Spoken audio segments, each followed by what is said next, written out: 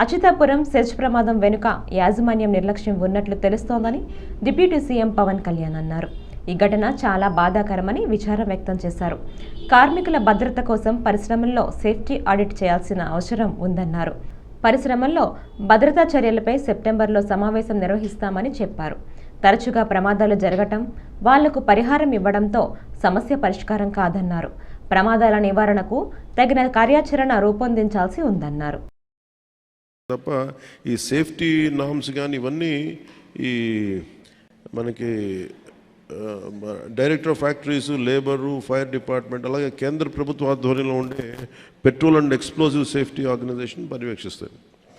ప్రత్యేకించి ఈ essential advance science private limited ఇది రెండు నేను మాట్లాడితే నేను వాళ్ళకి తెలియజేసింది ఏంటంటే, ఇద్దరు ఓనర్స్ ఉన్నారు, ఒకళ్ళు హైదరాబాద్లో ఉన్నారు అండ్ ఇప్పుడున్న అతనికి మాకు సంబంధం లేదని చెప్పి ఒక కమ్యూనికేషన్ గ్యాప్ వాళ్ళిద్దరి మధ్య గొడవ ఉంది. దానివల్ల ఆ సేఫ్టీ నార్మ్స్ తీసుకోవడానికి బాధ్యత లేని నాయకులు అంటే లీడర్షిప్ ఉండటం వల్ల, ఓనర్షిప్ ఉండటం వల్ల వాళ్ళందరూ ఇలాగ చేశారు.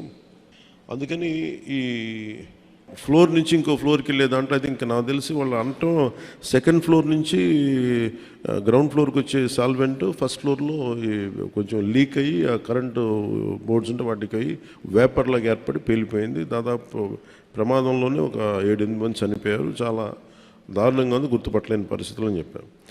నేను ప్రాబ్లం ఏమవుతుందంటే, నేను సేఫ్టీ ఆడిట్ చేయమని చాలా వచ్చిన రోజు నుంచి నేను అందరిని అడుగుతా ఉన్నాను. ఒక ఇష్యూ ఏముందంటే, సేఫ్టీ ఆడిట్ అంటే ఈ యజమానులు భయపడిపోయే స్థాయికి వెళ్ళిపోయారు. వాళ్ళని కొంత ఎడ్యుకేట్ చేయాల్సిన అవసరం ఉంది. ఇప్పుడు ఎనీ టైం సేఫ్టీ ఆడిట్ అనగానే మా పరిశ్రమలను మూసేస్తారా, లేదంటే ఏం జరుగుతాయి, ఎలాంటి రిపోర్ట్స్ ఉంటాయి అంటే, there are lot of gaps in safety ఇష్యూస్లో చాలా గ్యాప్స్ ఉన్నాయి. సో అందుకని నేనేం చెప్పానంటే, ఇండిపెండెంట్గా పిలవండి. నేను ఆల్రెడీ ఒక రౌండ్ ఆఫ్ మీటింగ్స్ నేను పారిశ్రామికవేత్తలతో చేశాను, ఎస్పెషల్లీ వైజాగ్ ఏరియాలో.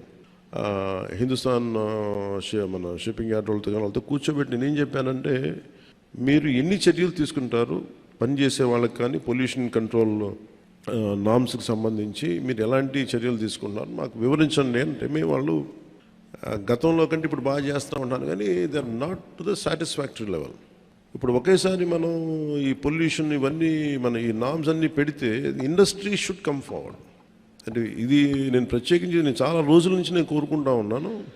నేను ప్రత్యేకించి మరీ చెప్తున్నాను. ఇప్పుడు అంటే నేను ఎందుకు ఒక అడుగు ముందుకేయడానికి నేను ఎందుకు సంకోచిస్తున్నానంటే, ఒకసారి అది ప్రభుత్వానికి ఇబ్బందిగా ఉండకూడదు కాబట్టి నేను నా ఉద్దేశం సేఫ్టీ ఆడిట్ జనాల ప్రాణాలు పోకూడదు, కార్మికుల ప్రాణాలు పోకూడదు అనుకునే పరిస్థితిలో ఉంటాను నేను ఎప్పుడు.